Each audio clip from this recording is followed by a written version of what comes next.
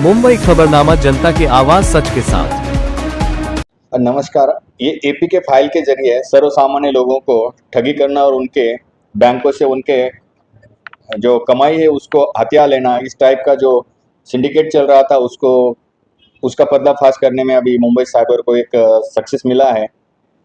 तो इस केस के इन्वेस्टिगेशन में ये पता चला है कि ये एपी के फाइल बना के लोगों को सेंड करते थे और उनको उस फाइल को इंस्टॉल करके उसमें कुछ डेटा अपलोड करने के लिए जो इंस्ट्रक्शंस देते थे, तब उसी टाइम उनका मोबाइल सिस्टम हैक हो जाता था और बाकी जो डिटेल्स है उनके पास चले जाते थे और उसका जरिए इस्तेमाल करके उस जरिए से वो उनके बैंक अकाउंट से पैसा साइफन ऑफ करके डाइवर्ट कर लेते थे और जिससे उस लोगों का लॉस हो जाता था। तो इस केस को अपने पास जो केस रजिस्टर था उसको इन्वेस्टिगेट करते समय हमें ये पता चला कि इस टाइप की ईपी के फाइल कहाँ से डेवलप होती जा रही है, उसको डेवलप करने वाले और स्प्रेड करने वाले कौन हैं, और इस फाइल को लेके रन करते समय लोगों को कॉल देने वाले कौन हैं, और फिर मनी कहाँ से कहाँ डाइवर्ट होता है, ये सारे सिंडिकेट को हम इस केस में फाइंड आउट कर पाए, उनका पर्दाफाश कर पाए। और इसमें अभी तक हमने कुल 6 अरेस्ट किए हैं, 2 अभी भी हमारे पुलिस कस्टडी रिमांड में, फर्दर वाला इन्वेस्टिगेशन चालू है। इसमें एक इन्फॉर्मेशन देने लायक अच्छी चीज़ ये है कि हमने ये जो इन्वेस्टिगेशन किया है उसका डेटा जब एनालिसिस किया नेशनल लेवल का, तो ये पता चला कि नेशनल लेवल पे national cyber crime reporting portal पे 3206 कंप्लेंट इस टाइप की रजिस्टर है और इसमें इन लोगों की इन्वॉल्वमेंट है। उसमें से 517 केसेस महाराष्ट्र स्टेट से रिलेटेड है और 93 केसेस से बॉम्बे से रिलेटेड है कि जिस कंप्लेंट में इन लोगों की इन्वॉल्वमेंट अपीयर हो रही है। तो हमने कंसर्न स्टेट और बाकी लोगों को भी रिक्वेस्ट दिया है कि वो अपने अपने इन्वेस्टिगेशन के इन लोगों को इंट्रोगेट करे और जरूरत है तो फिर कस्टडी उनका ट्रांजिट ले ले। तो जिस तरह ये लोगों को टारगेट करते थे तो कॉल के जरिए करते थे और लिंक उनको फोन के जरिए भेजते थे या पीसी के जरिए काम? ये मोस्टली इसमें मोबाइल का इस्तेमाल हुआ है।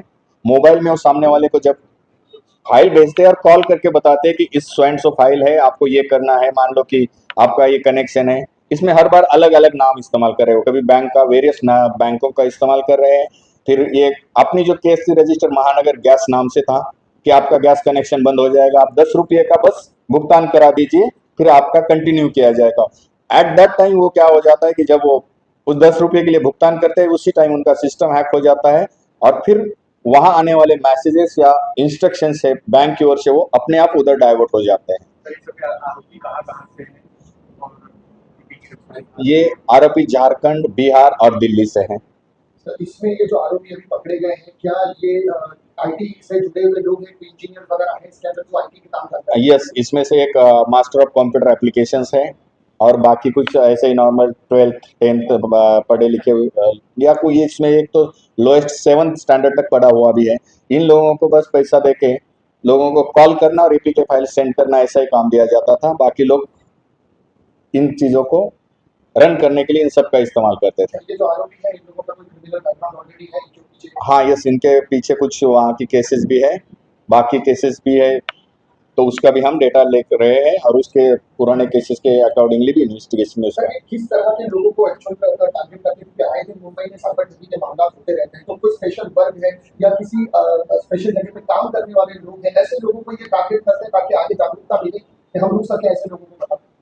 ये तो नहीं कह सकते कि ये स्पेशल लोगों को टारगेट करते हैं, वो मामलों की टारगेट करते हैं जब भी उनके टारगेट में कोई फंस जाता है उनके जाल में, तो उससे फिर आगे वाली डेवलपमेंट हो जाती है। तो हम जनता को यही रिक्वेस्ट करेंगे कि अननोन कोई भी आदमी की आपको रिक्वेस्ट आती है, एपी के फाइल आती है, तो कृपया उसको अवॉइड करें, उसको इंस्टॉल ना करें। कोई जिप फाइल आती है जिसको अभी एपी को डाइवर्ट करके उन्होंने जिप का नाम दे दिया है कुछ चीज़ों में, तो ऐसी जो फाइल्स आती है अननोन लोगों से, तो उसको कृपया कभी भी इंस्टॉल ना करें। और दूसरी बात, कभी लगता है कि कुछ अनहोन हुआ है या कुछ मिस्टेकनली कुछ हुआ है तो तुरंत 24/7 किसी टाइम वो 1930 पे कॉल करें, साइबर उनकी हेल्प के लिए अवेलेबल है। सर, साइबर ठगी का एक और मामला है, डिजिटल अरेस्ट बोल के बहुत से लोगों को कॉल आती है और वो डिजिटल अरेस्ट करवा के 30-30, 15-15 दिन लगता है, तो लोगों को क्या आह्वान करेंगे कि वाकई में डिजिटल अरेस्ट होता है पुलिस के माध्यम से? देखिए, इस देश में कानून में ऐसा कहीं भी और कोई भी प्रावधान ना पहले था ना है, और हमारे देश के माननीय प्रधानमंत्री जी, हमारे राज्य के माननीय मुख्यमंत्री जी ने भी जनता को आह्वान किया और मैं बॉम्बे पुलिस की ओर से भी यही आह्वान करूंगा कि डिजिटल अरेस्ट नाम की कोई प्रावधान कहीं भी भारत में नहीं है। तो ऐसा अगर कोई भी कहता है इंसान या कोई भी क्लेम करता है किसी एजेंसी से, तो वो 100% ठगी है। उस पर कृपया कोई भी ध्यान ना दे, उसको 100% अवॉइड करे और तुरंत अपने नजदीकी पुलिस स्टेशन को इन्फॉर्म करें। सर आपने बताया 1000 से ज्यादा केसेस रजिस्टर हैं, फ्रॉड का है, कितने पैसे होंगे ऐसा कुछ? ये जो अभी 3206 के कंप्लेंट्स है इसमें एनसीसीआरपी पे जो रजिस्टर, उसमें से 43 करोड़ 25 लाख के आसपास की अमाउंट वो कंप्लेंट से अपीयर हो रही है, जो इतना इन्होंने ठगी करके अमाउंट साइफन किया है। कब से कर रहे हैं? ये पिछले हमारे रिकॉर्ड से तो दिख रहा है कि पिछले 6 महीने के केसेस हमने जो अभी चेक किए हैं, तो इनकी इन्वॉल्वमेंट तब से इसी केसेस में दिख रही है। सर ये जो आरोपी है की एज क्या है, उम्र क्या है? एज ग्रुप अगर देखेंगे तो इसमें 6 के 6 भी, तो nobody is more than 30 years, 30 साल की उम्र के नीचे है और 25 साल के ऊपर वाला। सर ऐसा है कि 3206 केसेस में ये लोग क्या एक ही गैंग था जो इस पूरे इंडिया में ये लीगल लाइन ऑपरेट कर रहा ये कहना थोड़ा मुश्किल होगा, क्योंकि और भी हो सकते हैं कि एपी के फाइल का गैंग सिर्फ एक ही है, ये कहना मुश्किल रहेगा। आप 3206 केसेस इसमें इनका इन्वॉल्वमेंट है, ये कैसे? ये तो हमारा देश का डेटा बता रहा है, क्योंकि हमारे आईफोर्स या भी जो इंडियन साइबर क्राइम कोऑर्डिनेशन जो सिस्टम है, इसमें पूरा डेटा संकलित हो जाता है और पूरे देश का डेटा हमारे लिए लॉ इन्फोर्समेंट एजेंसी के लिए अवेलेबल है। तो उसमें जो मोबाइल में एपी के फाइल से रिलेटेड केसेस है और उस केस में इस टाइप की जो कनेक्शन है, ये नंबर्स रिफ्लेक्ट हो रहे हैं, तो उसके आधार पर हम टू द पॉइंट कह रहे हैं, ये वेग में नहीं।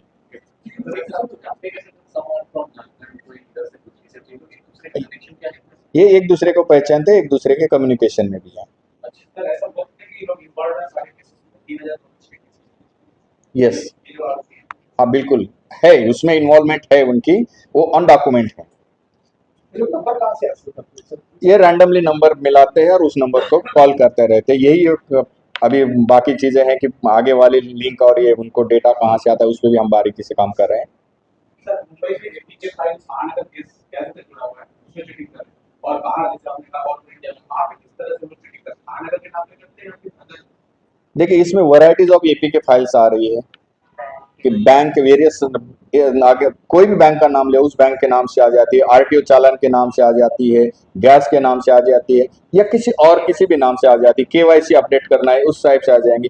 यानी कि एक एप्लीकेशन फाइल है ये, उसमें आपको बताया जाएगा कि ये डेटा भरो। जब उसमें आप डेटा फीडिंग के लिए स्टार्ट कर जाओगे, तो उसके पीछे जो बैकग्राउंड में चलती है वो हम कहेंगे कि कामाप्लाइज कमांड्स रहती है, और उससे तुम्हारा सिस्टम हैक हो जाता है और फिर वो एक्सेस पा लेते हैं और फिर उसको इस्तेमाल करते हैं।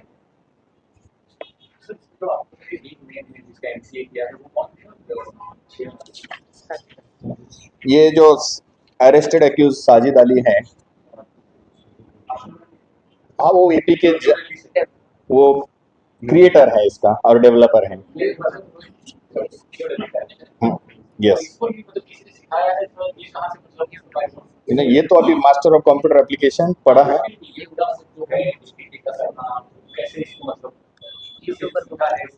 बाकी ओपन सोर्सेस है, सोशल मीडिया, उसका कहना है कि मैं यूट्यूब से मैंने खुद को और डेवलप किया है। एप्लीकेशंस तो अवेलेबल है, एप्लीकेशन का देखिए टूल अवेलेबल सारे हैं, हम टूल को इस्तेमाल किस तरीके से कर रहे हैं, किस पर्पज से कर रहे हैं, इंटेंशन क्या है, ये चीजें मायने रखती है और वो फर्क करती है।